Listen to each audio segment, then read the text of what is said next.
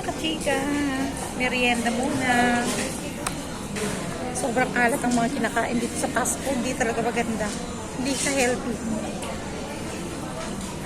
Kailangan talaga minsan lang. Hindi siya healthy. Nakakaalat.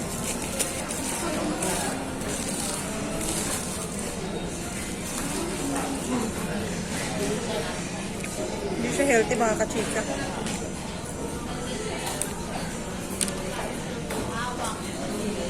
Magkakasakit ka pag palagi kang nagpa-fast food.